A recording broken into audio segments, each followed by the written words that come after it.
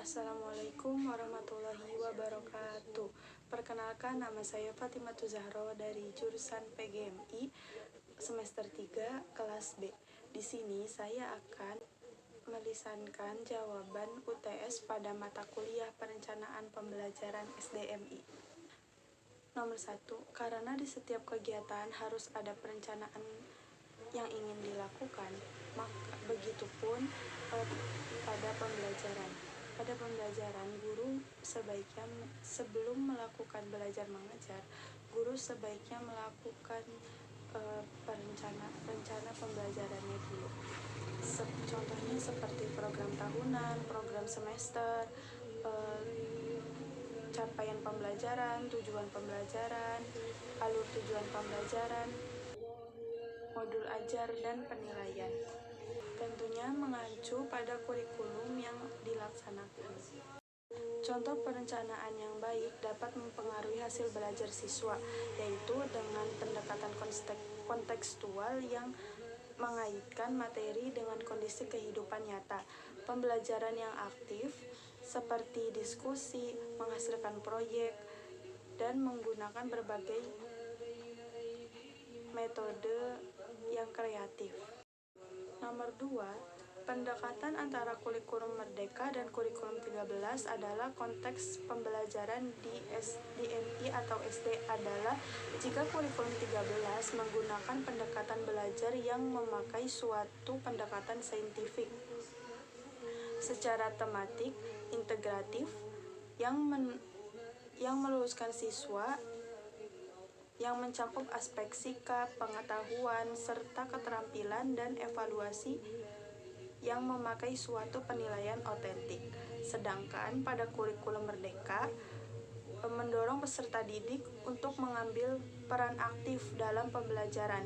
Pendekatan ini membebaskan siswa untuk memilih cara dan gaya belajar yang paling sesuai dengan kebutuhan mereka. Nomor 3, rencana pembelajaran pada tema lingkungan sekitar pada kelas 4 yaitu menggunakan model pembelajaran project based learning dengan profil pelajar Pancasila, benaran kritis, mandiri, kreatif, gotong royong, dan berakhlak mulia. Capaian pembelajaran, peserta didik mampu mengamati dan menjelaskan hubungan antara makhluk hidup dengan lingkungannya, serta perubahan yang terjadi di lingkungannya. Tujuan pembelajarannya yang pertama, peserta didik dapat mengidentifikasi komponen lingkungan berupa makhluk hidup dan benda tak hidup melalui kegiatan pengamatan lingkungan sekitar sekolah dengan minimal 4 dari 5 komponen yang diamati. Yang kedua, peserta didik dapat mengidentifikasi masalah lingkungan sekitar seperti sampah atau pencemaran air melalui observasi langsung pada lingkungan sekitar sekolah atau sungai terdekat dengan minimal 2 masalah lingkungan. Yang ketiga, peserta didik dapat menjelaskan hasil pengamatan secara lisan atau tulisan setelah menyelesaikan proyek dan menyusun laporan sederhana dengan bahasa yang runtut, minimal membuat 3 temuan pengamatan. Model dan metode. Modelnya menggunakan project based learning dan metodenya observasi, diskusi, tanya jawab, presentasi, dan dokumentasi. Kegiatan pembelajaran, pendahuluan. Guru memberi salam dan persepsi.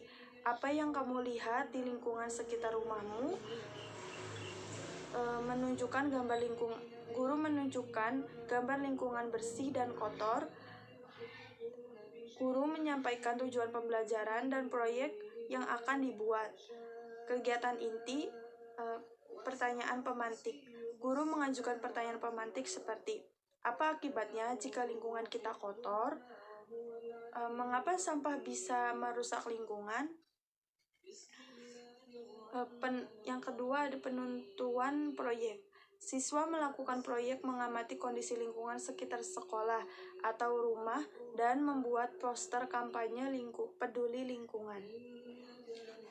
Yang ketiga, perencanaan proyek. Siswa berdiskusi untuk merencanakan apa yang diamati, misalnya kebersihan, jenis sampah, jumlah tanaman, dan air. Pesan poster yang dibuat, pembagian tugas kelompok, alatnya menggunakan spidol dan pensil warna. Yang kedua, penyusunan jadwal. Pada kegiatan observasi lingkungan, yaitu di waktu pertemuan pertama, dan kegiatan membuat poster pada pertemuan kedua, dan presentasi hasil pada pertemuan ketiga. Pelaksanaan atau investigasi. Yang pertama, siswa mengamati lingkungan sekolah. Yang kedua, mencatat temuan, misalnya sampah, kebersihan, tanaman, dan air. Yang ketiga, guru membimbing proses pengamatan dan pencatatan pada contoh yang dicatat. Contoh yang dicatat yaitu, yang pertama, banyak sampah plastik di halaman belakang sekolah. Yang kedua, selokan tersumbat daun dan sampah. Dan yang ketiga, ada tanaman yang layu karena kurang dirawat. Selanjutnya ada penyusunan hasil atau presentasi. Siswa membuat poster kampanye peduli lingkungan berdasarkan data pengamatan. Nah, poster berisi gambar, slogan, dan pesan. Nah, kelompok mempresentasikan poster tersebut. Contoh slogannya yaitu jaga kebersihan, jaga kesehatan. Selanjutnya ada refleksi dan evaluasi. Guru bersama siswa melakukan refleksi seperti apa yang kamu pelajari dari lingkungan sekitar, masalah apa yang sering kamu temui, bagaimana solusi yang bisa dilakukan, dan apa manfaat proyek ini. Selanjutnya ada kegiatan penutup. Guru menegaskan kembali pentingnya menjaga kebersihan lingkungan, memberikan penguatan dan motivasi, memberikan apresiasi terhadap semua produk proyek. Nah, media dan bahan ajar yaitu seperti gambar lingkungan, kertas, karton atau manila, spidol, pensil warna, dan lembar observasi lingkungan. Nomor 4, tema kearifan lokal di kelas 6 MI menggunakan model pembelajaran inquiry dengan metode pembelajaran diskusi. Siswa sebelumnya mencari tahu sumber-sumber materi yang ingin dipelajari, yang nantinya akan didiskusikan dan akan memecahkan masalah. Teknik yang digunakan yaitu guru memberikan penjelasan topik yang akan dipelajari, tujuan pembelajaran dan hasil belajar yang diharapkan, dan menjelaskan kegiatan yang harus dilakukan oleh siswa. Yang kedua, guru melakukan pertanyaan pemantik agar membutuhkan berpikir kritis pada siswa. Yang ketiga, siswa berpikir menemukan jawaban atau tebakan hipotesis dari masalah yang dihadapi. Yang keempat, guru mampu memberikan pertanyaan-pertanyaan yang dapat mendorong dan memotivasi siswa dalam mencari dan mengumpulkan informasi-informasi yang dibutuhkan atau data. Nah, yang keempat, guru melakukan pengujian kebenaran jawaban hipotesis berdasarkan data pendukung yang ditemukan pada siswa pada pengumpulan data dengan mengajak siswa. Selanjutnya, guru membimbing siswa untuk membuat kesimpulan. Nomor 5, hubungan antara CP, ATP, dan TP yaitu menciptakan pengalaman pembelajaran yang inklusif, relevan, dan bermakna, memberikan ruang bagi siswa untuk mengeksplorasi minat mereka, dan memberi guru fleksibilitas untuk mengadaptasi metode pengajaran sesuai dengan kebutuhan lokal.